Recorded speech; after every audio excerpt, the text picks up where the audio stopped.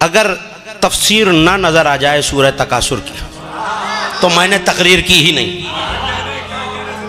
مگر پہلے مفسر کا نام سن لیجئے، نام سے پہلے نشانی بتاتا ہوں۔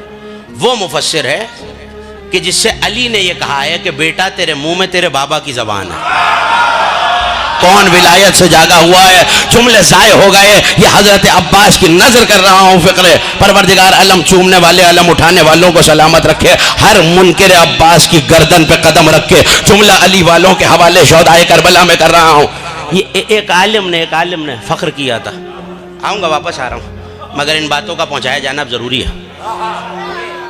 زیارت کو گیا کربلا، غیر نہیں ہے، نجف سے گیا ہے کربلا، غیر نہیں ہے، ہر شب جمعہ گیا تو مولا حسین کی زیارت کر چکا ہے، جلدی میں تھا، زوجہ بھی ساتھ تھی، سرکار وفا کی زیارت نہیں کی۔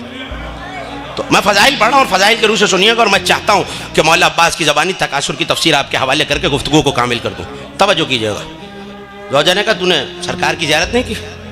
تو کہنے لگا کہ میں عالم ہوں، عباس مجاہد ہے، اور رسول کی حدیث ہے کہ مداد العلماء افضل من دماء الشہداء، علماء کے قلم کی روشنائی شہداء کے خون سے افضل ہے۔ عباس تو شہید ہے، میں عالم ہوں، سویا۔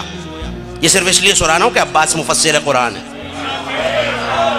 بہت آہستہ سے بولے ہیں آپ، عباس مفسر قرآن ہے، رات کو سویا، خواب میں سرکار آ گئے، کہنے لگا یہ بتا تو اپنے آپ کو عالم سمجھتا ہے، یہ بتا تجھے قرآن کی تعلیم کس نے دی ہے، حدیث کی تعلیم کس نے دی ہے، فقہ کی تعلیم کس نے دی ہے، احادیث کی تعلیم کس نے دی ہے، علوم قرآنی کس نے پڑھائے ہیں؟ کہنے لگا فلاں میرے استاد ہیں، عربی میں فلاں میرے استاد ہیں، قرآن میں فلاں میرے استاد ہیں، حدیث میں فلاں میرے استاد ہیں۔ جملہ سن لیا آپ نے، جملہ ضائع نہ کیجیے گا، آپ کی شاداب سماعتوں کی نظر۔ عباس نے مسکرا کے کہا پھر مجھ سے مقابلہ کر رہا ہے، تو نے بشر سے علم پڑھا، سن قرآن عباس کو علی نے پڑھایا ہے، تفسیر زینب نے پڑھائی ہے، فقہ حسن نے پڑھائی ہے، احادیث حسین۔ تیرے استاد افضل ہے یا میرے استاد؟ مجھے قرآن علی نے پڑھایا ہے، حدیث حسن نے پڑھائی ہے، فقہ حسین نے پڑھائی ہے۔ اس کا مطلب ہے عباس علم میں بھی اس منزل پر ہیں۔ تو اب خبردار کوئی اپنے علم کے غرے میں عباس ہونے کا دعویٰ نہ کرے۔